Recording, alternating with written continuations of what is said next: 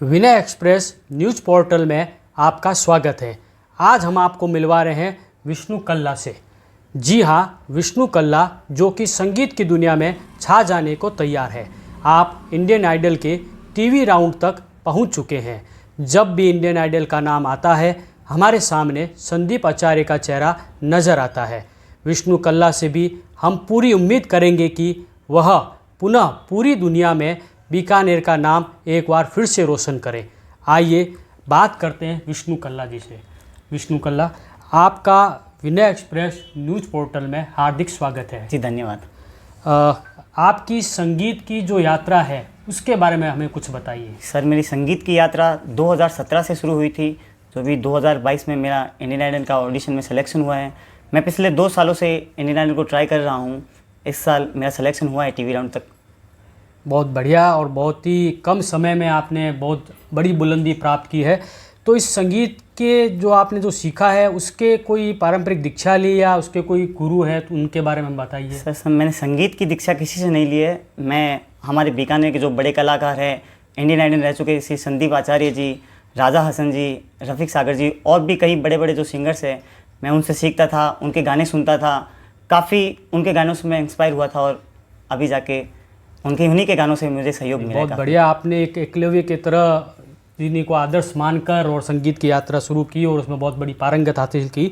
तो आप हमारे थोड़े पाठकों को बताइए कि इंडियन आइडल की जो आपकी यात्रा रही है, जो सिलेक्शन हुआ है, उसके बारे में थोड़ा कुछ खुलकर बताइए। सर, मैं 2020 से इंडियन आइडल का ऑडिशन दे रहा हूँ। 2020 में भी मेरा एक बार सिलेक्शन हुआ था, पर मैं इस मुकाम तक नहीं पहुँच पाया था। 2022 में अभी मेरा काफ़ी अच्छे मुकाम पे सिलेक्शन हुआ है और मैं काफ़ी बढ़ोतरी, मतलब अपने घर वालों के सहयोग से, सभी के सहयोग से मैं इंडियन आइडल की जर्नी में काफ़ी आगे बढ़ रहा हूँ। इसमें क्या क्या राउंड रहते हैं उसके बारे में कुछ थोड़ा। इंडियन आइडल में मैंने पहले जयपुर में ऑडिशन दिया था। टोटल 5 राउंड होते हैं। 5 राउंड के बाद 6 राउंड होता है जो टीवी के लिए होता है। तो मैंने 5 राउंड पहले जयपुर से, फिर दिल्ली से, फिर 2 राउंड मुंबई से क्लियर किए हैं। अभी मैं फिर 2 तारीख को मुंबई में 1 राउंड और क्लियर करके आया हूँ। अभी जस्ट मेरा टीवी राउंड है 13 तारीख को। बहुत बढ़िया, मुझे पता है, हम देखते हैं कि हज़ारों लाखों युवा आपकी तरफ वहाँ आते हैं, उनमें से फिर सिलेक्शन होना ये अपने आप में बहुत बड़ी बात है। दूसरी बड़ी बात है, बीकानेर के लिए बहुत ही बड़ी थाती है आप हमारे लिए। तो मैं चाह रहा हूँ कि प्रत्येक व्यक्ति के लिए कोई ना कोई पीछे एक बैकबोन होता है। तो आपने जो संगीत सीखा है, जो आप यहाँ तक पहुँचे, उसमें आपके परिवार का किस प्रकार से सहयोग रहा? मेरे पूरे परिवार का मेरा सहयोग रहा। स्पेशली मेरे दादी जी, मेरे मम्मी पापा और सभी मेरे भाई, सभी का मेरे साथ काफ़ी अच्छा सहयोग रहा। मेरे मम्मी पापा जो थे, उन्होंने मेरे म्यूज़िक की जर्नी जारी रखने के लिए सभी मेरे जो काम थे, मेरी जो स्टडी थी, जो घर के काम थे, वो मुझे नहीं देते थे कि भाई तू संगीत की शिक्षा कर, इसी में आगे बढ़, इसी में तेरी रुचि है तो तू इसी में आगे बढ़।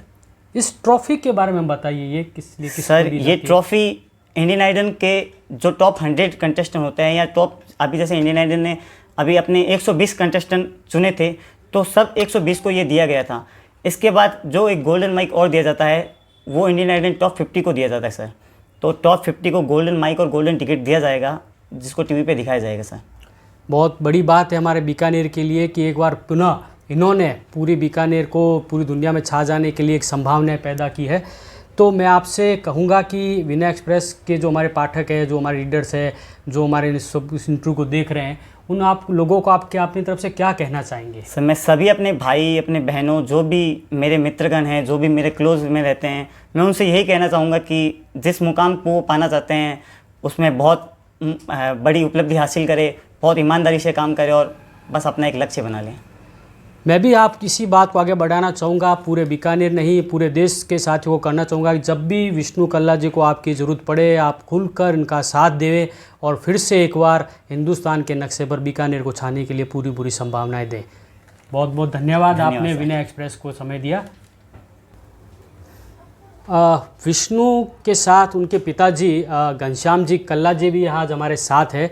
तो उनसे भी मैं एक प्रश्न करना चाहूँगा कि घनश्याम जी, आपको कहीं ये नहीं लगता था कि ये संगीत की तरफ जा रहा है, दूसरे जो इनके साथी है वो कंपटीशन के लिए या दूसरे नौकरी काम दूसरी चीज़ों के लिए जा रहे हैं, तो आपको ये भय नहीं लगा कि ये संगीत में आगे जाकर कुछ कर पाएगा नहीं पाएगा? तो आप किस प्रकार उस वक्त क्या सोचते थे?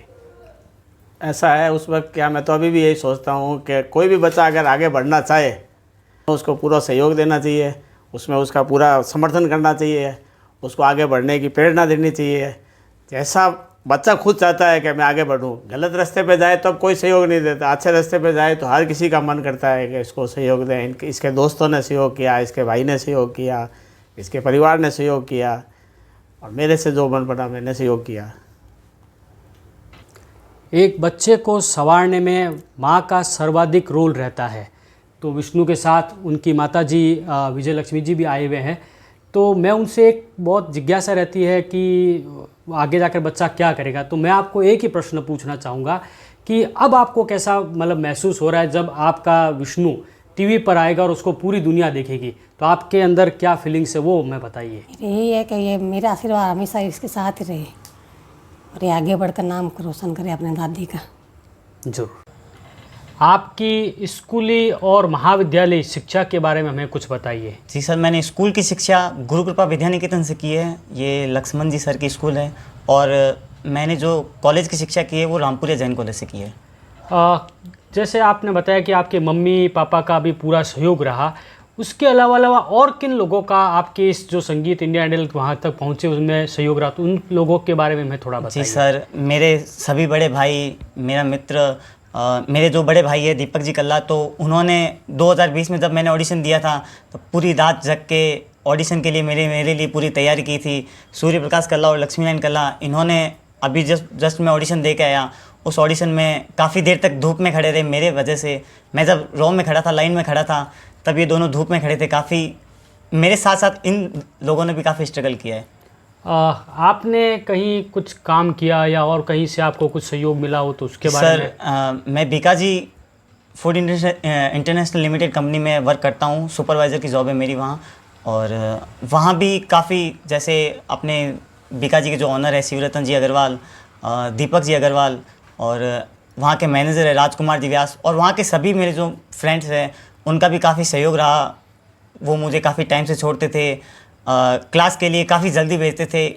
काम होने के बावजूद भी वो मुझे यही बोलते थे कि नहीं, तू अपने संगीत की शिक्षा जारी रख, बाकी का हम देख लेंगे। बहुत ही बढ़िया आपने बातें बताई हमारे दर्शकों को।